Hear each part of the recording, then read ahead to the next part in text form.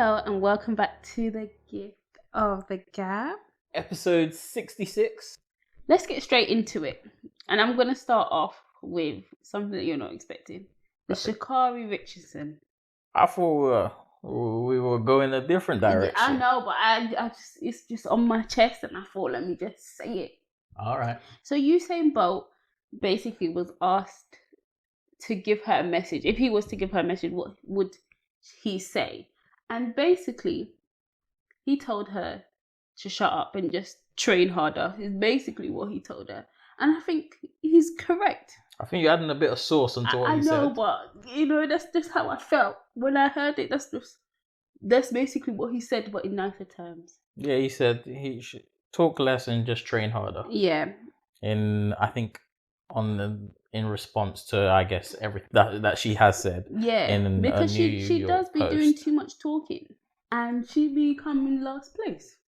You know, you can't be doing that much talking and you're coming last place against us Jamaicans. Yes. You know. Well, for you Jamaicans, I see why you guys are angry. I think she should have just straight up on the. I get trash talking as part of the game, but she did take it a little bit personal, like in that tweet about the Jamaicans. So and the coconut. Yeah, the coconut. Yeah. So the backlash that she was getting, well, is not unwarranted in my opinion. I think sometimes people try to conflate and be like, oh no, you're just coming after her because she's this or that. Like no, but also sometimes some people. And let it be known, we can run rings around you, shoes or no shoes, coconut or no coconut, mango, juice. You running in the Jamaican team? Yes, me as well. I'll be That's me. They sub you in the race, then she might have a chance. I have you know, I'm a fast runner. Oh, she's a fast runner, she says. Yeah, I'm a runner, I'm a track star. But yes, Nicki Minaj. Okay, Nicki Minaj. Yeah, that's where I thought you were starting. I know. Lay out the blueprint. What did the Queen Barb say? Or is that what she's referred to? She's another one who's been doing too much talking. She's been having, as Mick Mill will say, the Twitter fingers. Who?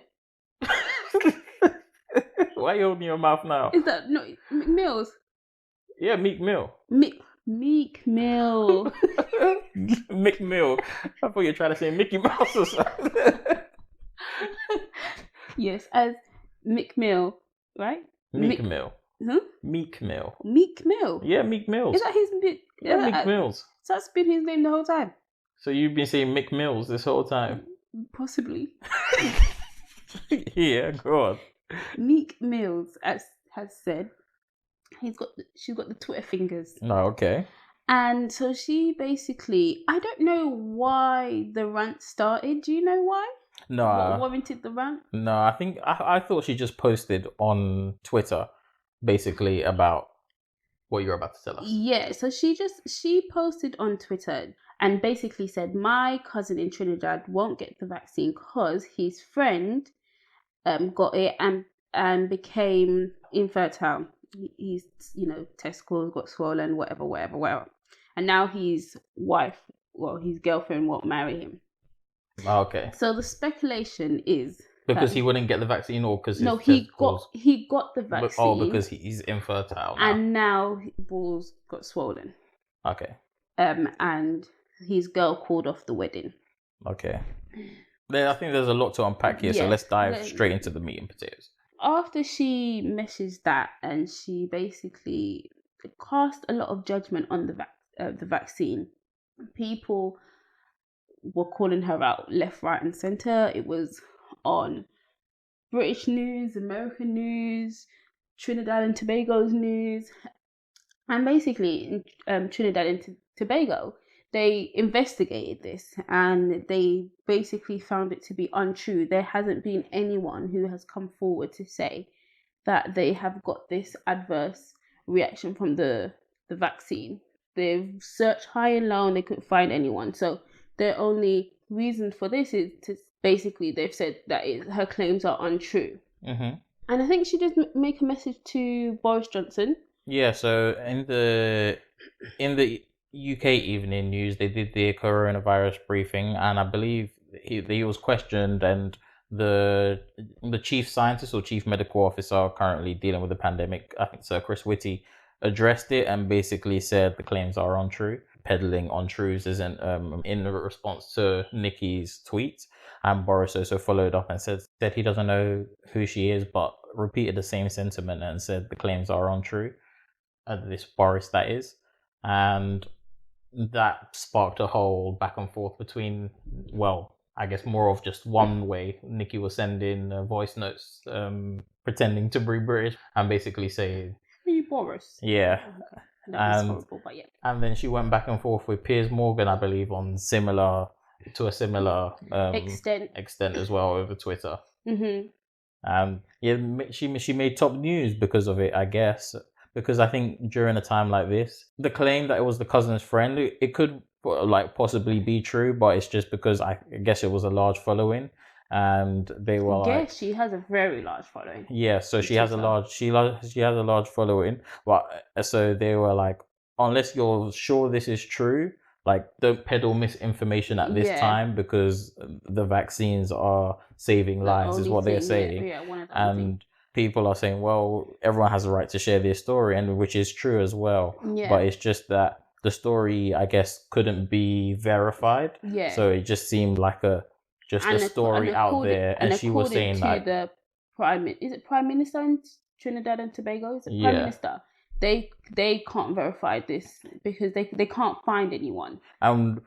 She just or she recently afterwards also said that they were harassing her family. Yes. But you were the one who put them in the spotlight and said this is the thing that's happened with your large following, and in a global health emergency, if this is true. And if this is a thing, people are going to want to know. They're going to want to. Fox News tried to get in contact with her. Yeah. If this is true and this is happening and this is a genuine concern of the vaccine, it's not going to just be like, oh yeah, just say it and then everyone just get on with their day. No, they're going to want to know. And the thing is, like the reason why I bring up Fox News is because they're actually using what she said as a reason why people shouldn't get it. They're like, see, look at this. This is what could happen. And it's like, okay, unless you are, and I get, you don't want to say, oh yeah, it's completely untrue, but just from the evidence that we've been given so far from Trinidad and Tobago, and what they've said is there's no verification for this, and unless you can get her cousin to come out and her cousin friend to come out and be like, actually guys, you know, this did happen, because the speculation right now is that possibly you could have got an STD, he was cheating, or possibly could just have been a totally made up thing. Totally made up thing. Or possibly could be true, but it's just that, like, when you're saying these things, especially in a climate like this, it's like if you're not sure for sure, if you can't really prove it, then you can't back it up, especially if you're following. Yeah, it's like she I think she knew what she was doing when she was posting it, and she basically.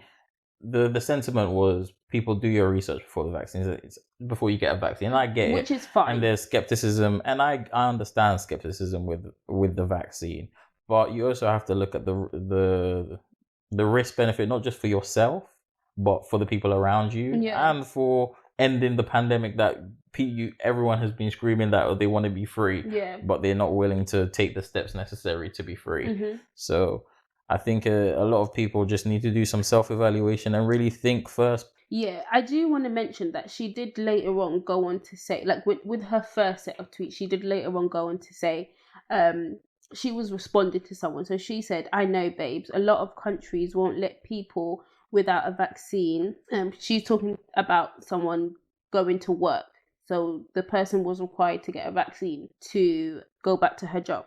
So she's saying a lot of countries won't let people work without the vaccine. I defo recommend they get the vaccine. They have to feed their family. I'm sure I'll be vaccinated as well because I go on tour, etc. So she said afterwards that she probably will get the vaccine, but I think the damage has already been done by that point, and she's already like cast so much doubt on people's minds. I don't think it was wrong of her to tweet. It's just that if you're going to tweet and if you're not sure if it's true or it can't be verified, or when people are contacting to verify, you're going to get defensive about it. You're making it seem like you're lying, or making it seem like the story is not adding up.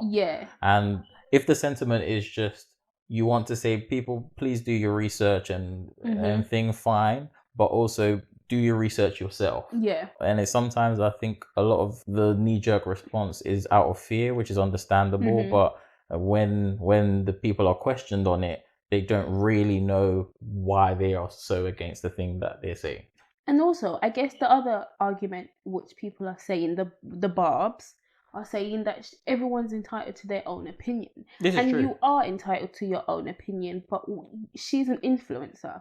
And when you have such a big platform, you can't just be saying any silly thing, because people, believe it or not, take what these influencers say as word. They don't do their research on it, and they react on these silly things. So they. And the same applies to even if you have 10 followers, still don't peddle on truths. But when you have a larger following, it has more of an impact, and you need to. With more power comes more responsibility.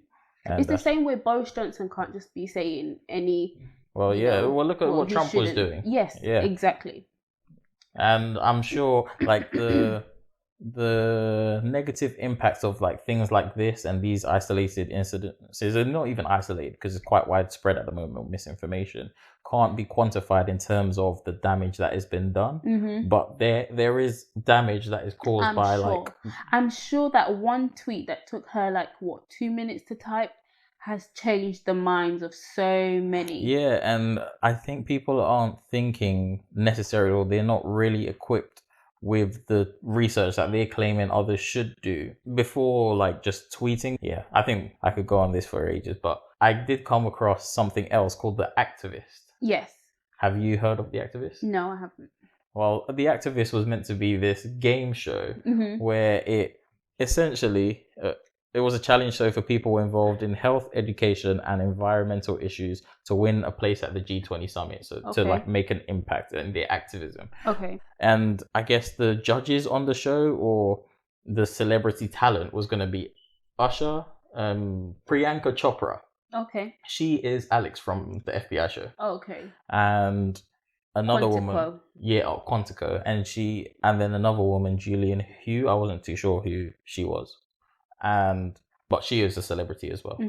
And basically, they would be judging these activists in their duties and awarding them and deciding where the money would be awarded. And what was your immediate response to that, or did you have any feelings? Well, they don't really seem like policy kind of people.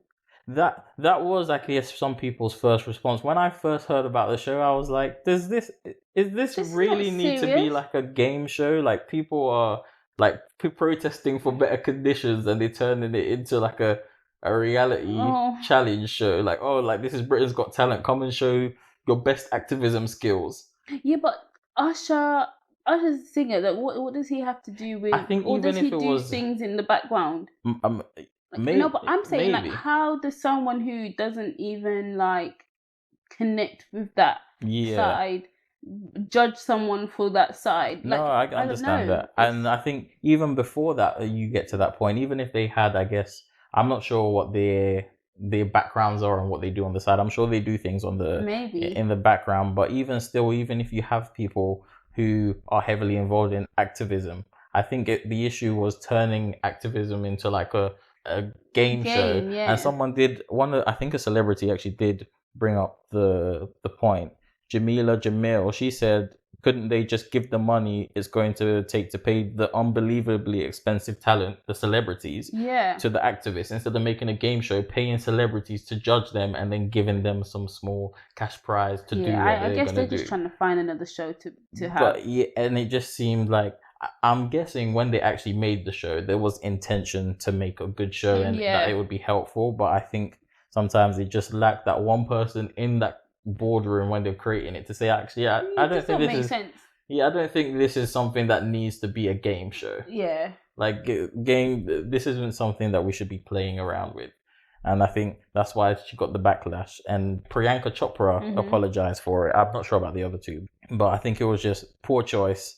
And I think in this day and age, not even with them aside, I think celebrities and quote unquote influencers don't know how to some of them don't know how to go about their day and just do things without the need to share it on, like, yes, like, or make content out of it. I guess, and that's similar to what we were saying with Nicki and Sha'Carri. Like, they just do too much. Sometimes it's just better to have your thoughts in your head and act on it that way. You don't always need to tweet it. You don't always need to do a message. I think go for live. them, because like the job is not a traditional 9 to 5, or it's not traditional hours.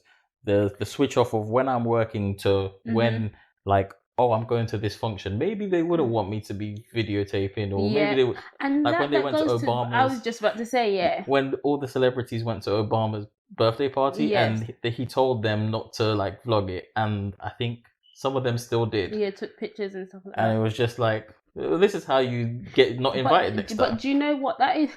That is sad to say, but like, you see somebody getting hurt, and like, what is the first thing you see? First reaction is let's get out record. The phone. No one's like, let's get on the phone, call the police. Like, oh, let's record it. Yeah. But that does bring me to a question. So I did see a question on Instagram the other day, and this lady, she's obviously getting married, and she was having a debate with her bridal party. And hit me with it. She was saying that, do you think that it's wrong to ask your bridal party to change their hairstyle for the wedding? To change their hairstyle? Yes. So No. So the example that she gave is, if somebody had locks, to put on a wig.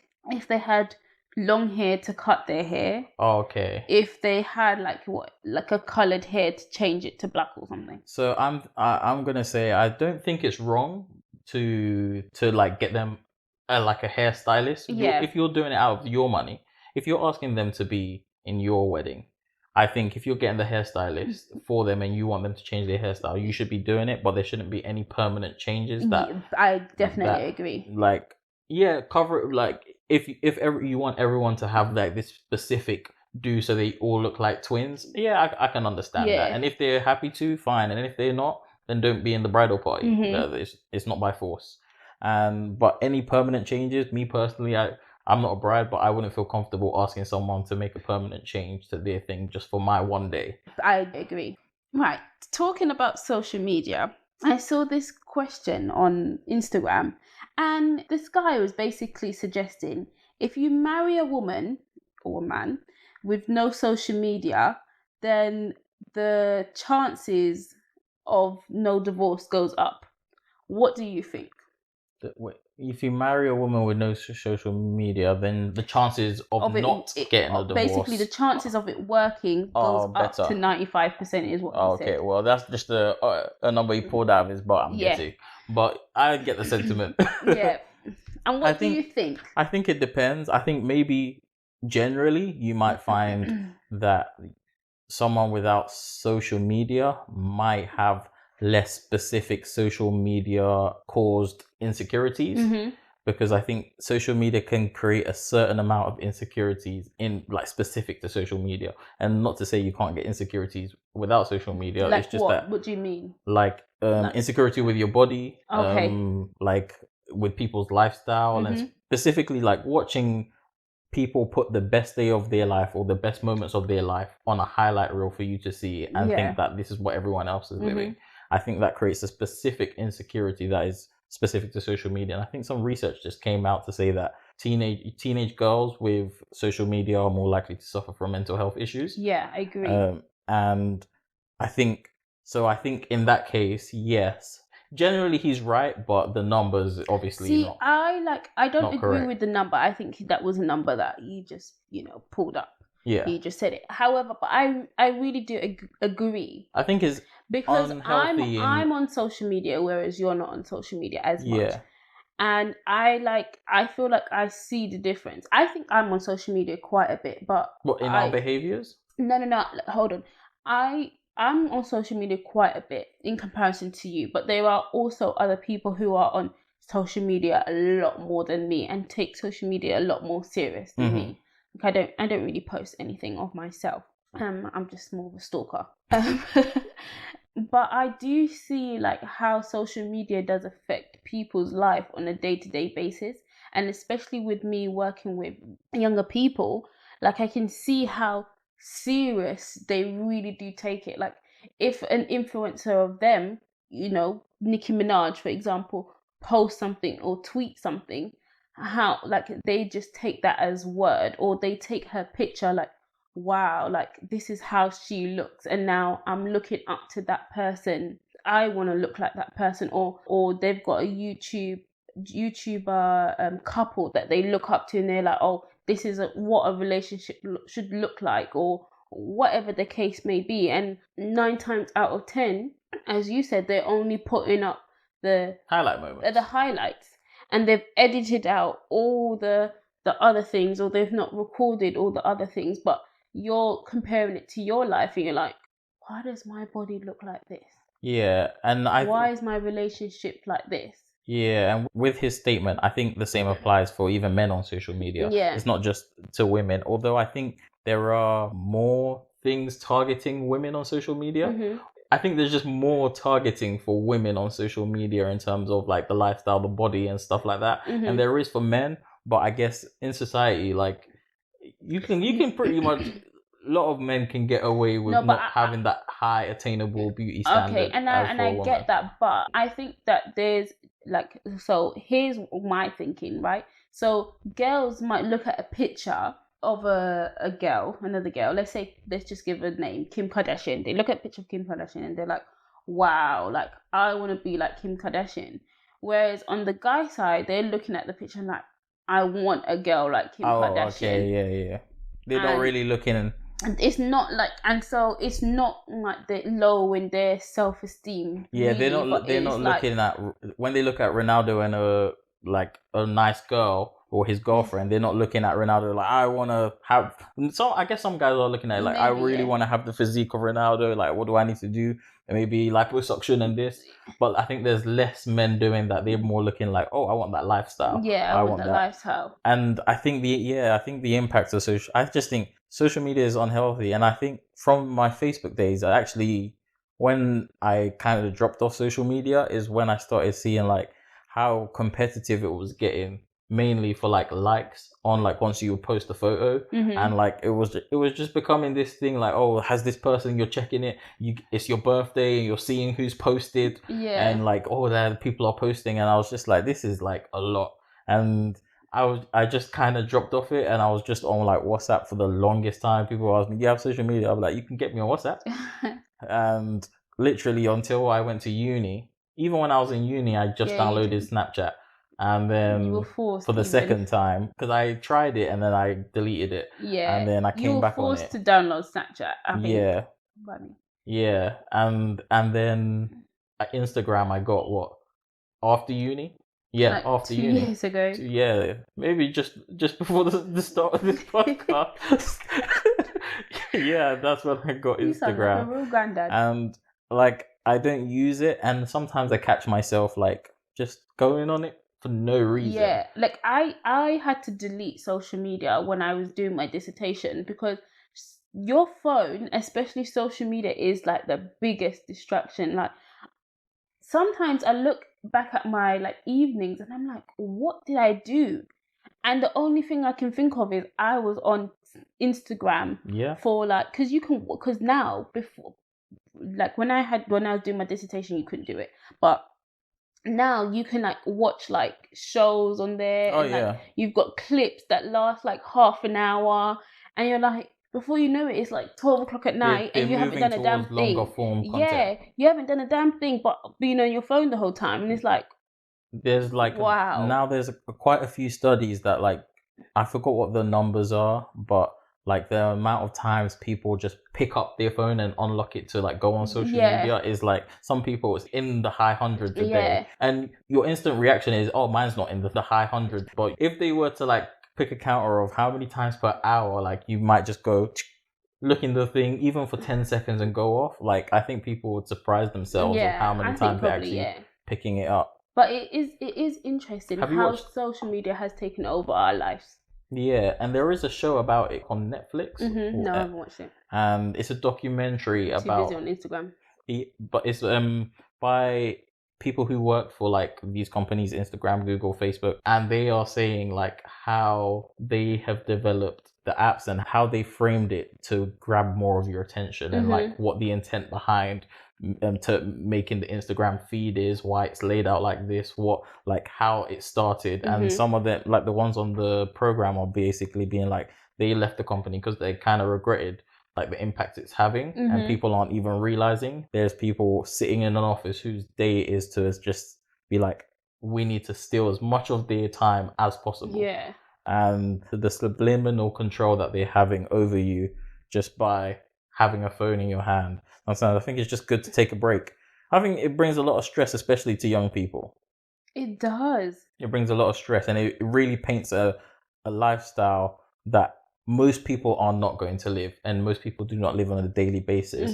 But it makes it. But then, do you think that it's putting like especially the young girls in compromising situation, because they're now thinking, oh yeah, I want a guy who, you know, has a 6-figure job, who drives and but they're not in the environment to find a guy who has that. Or they want to wear Gucci this, Gucci that, Gucci everything. Yeah. And they can barely afford to buy milk. Yeah, no, this is I think you're right. It does make people do things they wouldn't necessarily do, and make people try and get things that they shouldn't. It mixes up their priorities. Yes. I do agree with that. But there are some good sides of social media, I would say. Like it has brought like it's connected the world together. And this week this wasn't even on the docket. I did see that the person responsible for it said popularizing the home computer, I never knew. And he also created the pocket calculator. He died, Sir Clive Sinclair. And I'm guessing this is one of the people who made this popular. Now, there wasn't as much coverage of this thing that we are all using in our house. Like one of the, I guess, pioneers, or one of the people who popularized it, or no, I'm not sure who specifically invented it, but a big name in the industry, I guess, passed away at age 81, I believe. So yeah, rest in peace. What's his name? Sir Clive Sinclair. He's a British inventor. And I hate to sound ridiculous, but I don't know who that man is. No, I didn't know who he is, but I think his work or part of his contribution has had an impact on like more people than most people generally have an impact on. And the fact that we're speaking into a computer right now.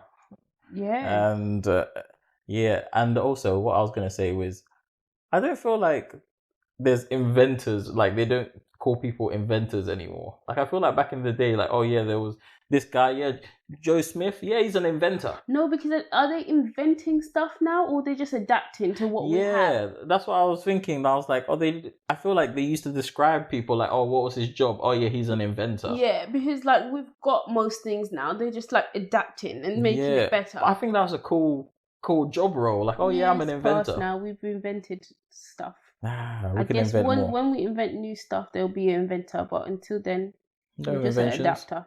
Well, fair enough. Well, I think that's been it, and that's been us. Thanks for listening to The Gift of the Gab. Episode 66. Don't forget to like, comment, and subscribe. Tell a friend to tell a friend to tell a friend. Ciao.